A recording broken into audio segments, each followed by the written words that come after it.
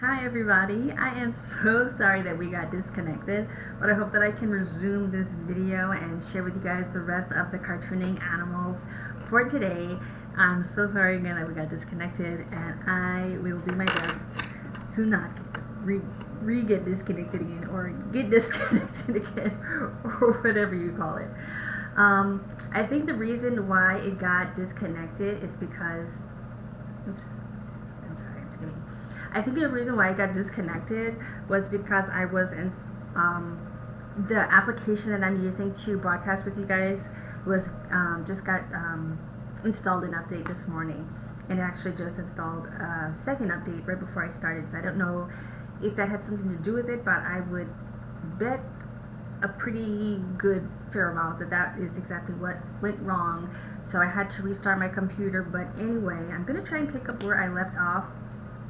I'm not exactly sure, but I know that I was talking about this kind of dialogue that happens between working digitally and working traditionally. Like I said before, like I've worked in like a lot of different mediums. I'm not like the best professional in all of them, obviously, clearly, but I do my best, and I enjoy working with multiple different mediums. But I do like to incorporate digital. I do like to sketch digitally, and it kind of hurt. It just kind of, I don't know. I'm not like offended, but I just feel like I think it does a disservice when we kind of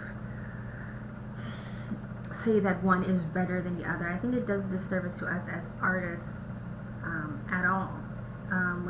When we're kind of put up against each other, or when we ourselves kind of take claim to one medium being better than another. I mean, it's kind of like saying, well, piano is better than a flute, or like a trombone is better than a singing voice.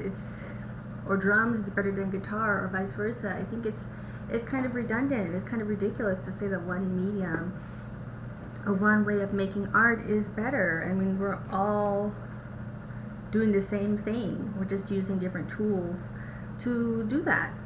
And so I just think it's unproductive. But anyway, the artist that I was talking about had said that they think, playing around with digital is fine, but the real thing, I always prefer like the real thing or whatever. And I don't think one thing is real than the other. One is traditional than another. It's kind of just like acoustic guitar is been around a lot longer than electric guitar, but it doesn't mean that acoustic guitar is better or worse than an electric guitar. They're all a guitar, right? You can agree with me or not. Post your opinion if you have any opinion either way in the comments, and I would love to hear or discuss, or just know what other people are thinking, because I can't be the only one who has heard maybe similar types of things, or maybe experienced different types of things related to this matter or this issue. So if you have an opinion, then please share with me. Because I can't be the only one who feels this way. But I don't know, I could be. Knowing me, I could be, right. Oh gosh. Anyway, let me see. I guess we'll just continue going with this buffalo. I did pretty get, I don't know why I'm like out of breath. I felt like I needed to say that all like really quickly and get it out of the way. What are some of you guys' favorite traditional artists versus your favorite? Seems like, was that word again? Or let me see. A lot of the artists that I think of when I think of digital, I don't know. I don't care either way. But I do think I have a preference for what I typically. I see that I'm not trying to. I got distracted by the ways that I'm doing my horns. I don't know if I'm putting them in the right direction in my little rhythm shows. Perhaps I am. I'm just trying to see it. I'm not sure if they come. I'm pretty sure those horns go backwards and then come forward. That's what it looks like they do. They go backwards and then they come forward. So that's one thing to keep in mind when you're putting your rhythm. So backwards, you're gonna make them go that way, but when it's forward, they're coming around this way. So it's just something to keep in mind for you guys. I don't know if that's even helpful or not, but I hope it is. I really hope it is. Oh my goodness. I think I got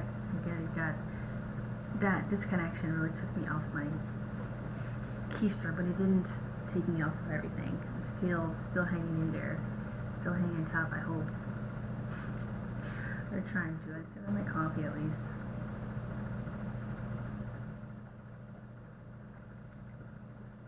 That helps a little bit.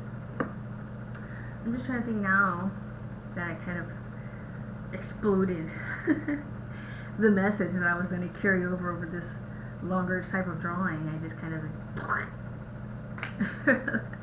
that's probably the wrong sound effect. I wonder if I could bring sound effect in here. I told you guys this thing has sound effects. I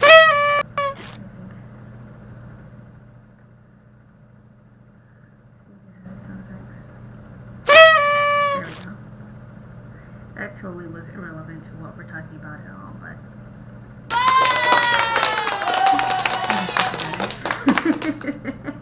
it's funny how a little applause can make you feel better. Maybe I'll do that one.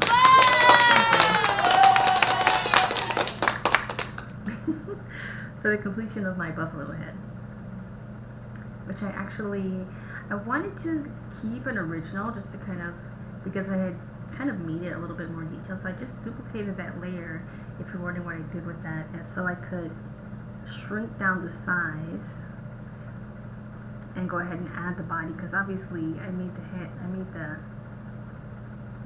so big that it took up almost the entire frame, so I wanted to go ahead and kind of create a new layer and duplicate that head so I can go ahead and caricature the body, or put a body to the rest of the caricature, I guess would be a better way to explain it.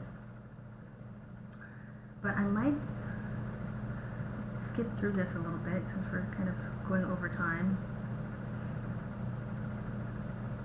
I went a couple of different ways. I started with the body, and I think I was trying to figure out, because I think it was a little bit uncomfortable for me after I had shrunk the head down.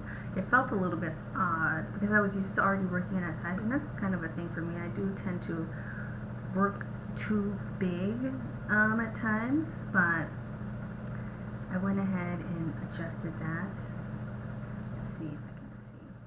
I deleted a lot of his body there. Let's see, I shrunk that in from where I was originally working. It made his body a little bit more contracted. That made it feel a lot more appropriate. Because like I said, I tend to draw too big anyway, and I was working with just kind of shrunken head, I guess, in a sense.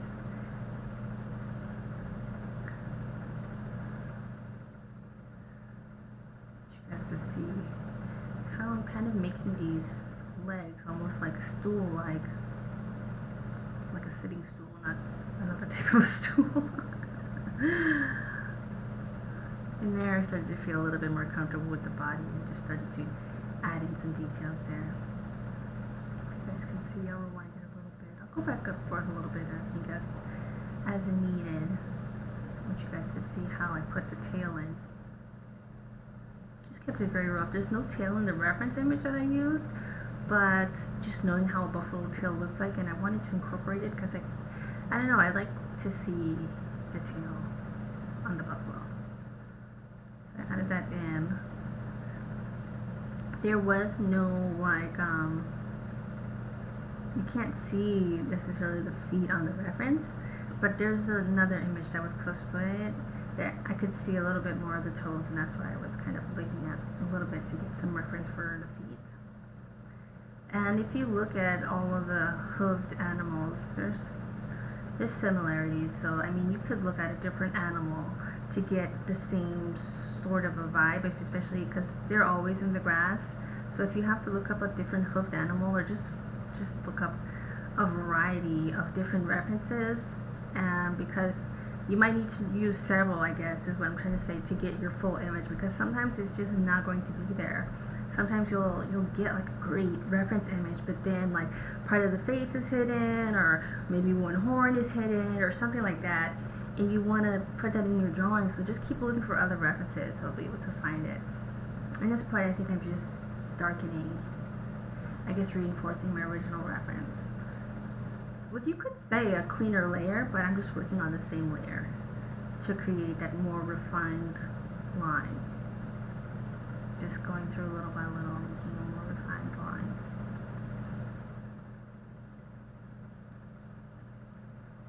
It was pretty quickly, it goes very quickly.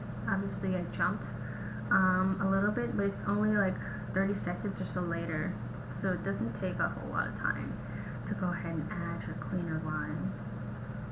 I like, when I'm caricaturing animals, for it to have some, I mean not all the time obviously, but I like the body at least to feel a little bit more like the real thing. I want it to feel heavy. If I'm drawing this big, you know, water buffalo, I want you to feel like his weight.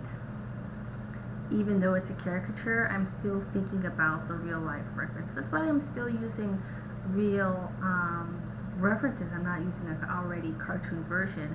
I'm cartooning the real thing, just like you would do if you're cartooning a person. So just went along there and just continue on. I played around with the shadows a bit, trying to get the right, I guess, locations. Putting a ground plane. I don't know if I have where I drew the ground plane. There's where I'm drawing the ground plane. It just makes it, even when you're doing a loose drawing or a loose sketch, I didn't always, sometimes, especially even if just a few years ago, I would just, you know, not bother with the ground plane, especially just if I'm not making a fully completed image. But I was told by an artist who was actually a retired Disney artist, just to go ahead and at least put like a, what is it?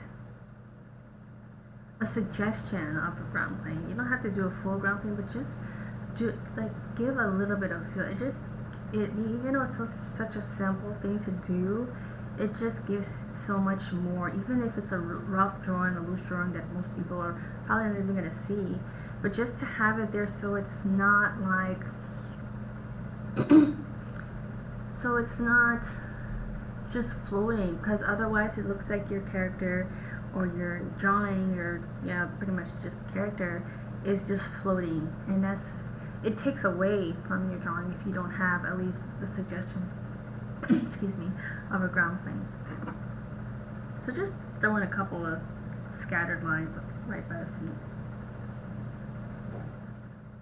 and it just shows that you know, like, you understand the weight and balance.